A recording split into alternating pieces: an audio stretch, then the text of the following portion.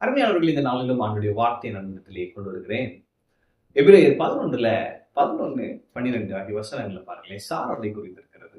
விசுவாசத்தினாலே சாராலும் வாக்குத்தத்தம் பண்ணினவர் உண்மை உள்ளவர் என்று எண்ணி கற்பந்தரிக்க பலன் அடைந்து வயது சென்றவளாயிருந்தும் பிள்ளை பெற்றார். ஆனபடியினால் சரீரம் செத்தவன் என்று எண்ணத்தகும் ஒருவனாலே வானத்தில் உள்ள பெருக்கமான நட்சத்திரங்களைப் போலவும் கடற்கரையில் உள்ள எந்திருந்த மணலை போலவும் மிகுந்த ஜனங்கள் பிறந்தார்கள்.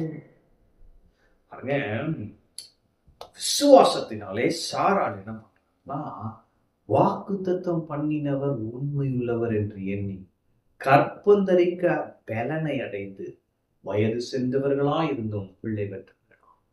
அப்ப சாராள்கிட்ட போய் கேட்டீங்கன்னா, சாராளோட மெடிக்கல் ரிப்போர்ட் என்னன்னா, அவங்களுக்கு வயசாயிடுச்சு, ஏஜ கடந்துட்டாங்க, அவங்களுடைய சரீரம் செத்து போனது, அவருடைய கற்பம் செத்து போனது, அவருடைய கணவருடைய சரீரம் செத்து போனது. அப்ப நேச்சுரலி ஸ்பீக்கிங், மெடிக்கல் டேர்ம்ல சொல்ல போனா இவங்களுக்கு இனி குழந்தை பெறுவதற்கான சாத்தியக்கூறுகளும் இல்லை, எந்த ஒரு அறிகுறியும் இனி கிடையாது. அவங்களுக்கு அவ்வளவுதான், இனிமே வயசான காலத்துல சந்தோஷமா இருந்துட்டு போட்டு, 2 பேரும் பேசிக்கிட்டு வச்சுக்கிட்டு இப்படிதான் இருக்கும் பாருங்க. ஆனா தேவன் பாருங்க, வாக்குத்தத்தம் பண்ணினவர். சாராளுக்கு போது அது புரியல, அதனாலதான் தாமதங்கள், ஷார்ட்கட்ஸ்ல போய் அது ஒரு பெரிய பிரச்சனை ஆகார் மூலமா. ஆனா ஒரு கட்டத்துல சாராளுக்கு புரிந்து விட்டது, வாக்குத்தத்தம் பண்ணினவர் உண்மை உள்ளவர். அப்ப அவர் உண்மை உள்ளவர் என்று எண்ணினாலும், என் சரீரம், என்னுடைய கற்பம், இதை நான் பார்க்க மாட்டேன், எனக்கு இதெல்லாம் சொன்னாரு பாருங்க, நான் உனக்கு பிள்ளை கொடுப்பேன், உனக்கு பெரிய ஜாதியா, இந்த சொன்ன தேவனை பார்க்கிறேன், அவர் உண்மை உள்ளவர் என்று எண்ணி, அப்ப என் சூழ்நிலையை காட்டிலும், என் சரீரத்தை காட்டிலும், என்னுடைய பலவீனத்தை காட்டிலும் வாக்குத்தத்தம் பண்ணினவர் அவர் உண்மையுள்ளவர், அவர் வல்லவர். எனவே அவர் உண்மையுள்ளவர் என்று எண்ணின பொழுது என்ன நடந்ததுன்னா, கற்பந்தரிக்க பலன் அடைந்தாலாம். அவன் கற்பம் செத்தது, ஆனால் அது மறுபடியும் உயிர் பெற்று கற்பந்தரிக்க பலன் அடைந்து பிள்ளை பெற்றார். அவன் நான் சொல்லுகிறேன், நீங்க உங்க சூழ்நிலையை பார்க்காதீங்க, உங்களுடைய இயலாமையை பார்க்காதீங்க, உங்கள்கிட்ட என்ன இல்லை அதை பார்க்காதீங்க, காசு கம்மியா இருக்கு அதெல்லாம் பார்க்காதீங்க.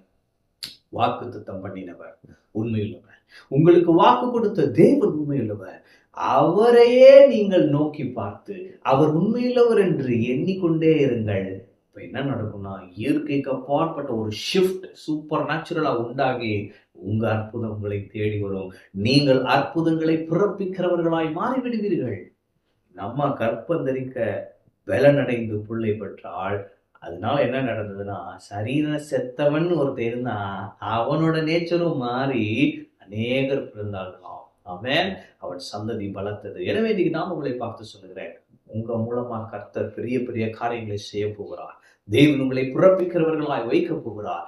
இப்பொழுது சாத்தியக்கூறுகள் இல்லை, சந்தர்ப்பங்களும் இல்லை, ஆனால் ஆண்டவர் சொல்கிறார், நீ என்னை நம்பு, நான் உண்மையுள்ளவர், என் வாக்குத்தத்தங்களை நம்பு, நான் உண்மையுள்ளவர், நான் உனக்காக செய்வேன், நான் சொன்னதை நிச்சயம் செய்வேன், நீ என்னை நம்பிப்பார், உன் சூழ்நிலையை மாற்றுவேன், உன்னுடைய பலவீனத்தை நான் மாற்றுவேன், என்னுடைய கிருபைகளை தாராளமாய் அளிப்பேன், நான் சொன்னதை உன் மூலமாய் நிச்சயம் நிறைவேற்றுவேன் என்று சொல்கிறார். ஆமென். எனவே கர்த்தர் உண்மையுள்ளவர், அவர் உண்மையுள்ளவர் என்று எண்ணிக்கொண்டே இருப்போம், அற்புதங்களை அனுபவித்துக் கொண்டே இருப்போம். ஆமென். கர்த்தர் உங்களோடு இருக்கிறார். கர்த்தர் உங்களை ஆசீர்வதிப்பார்.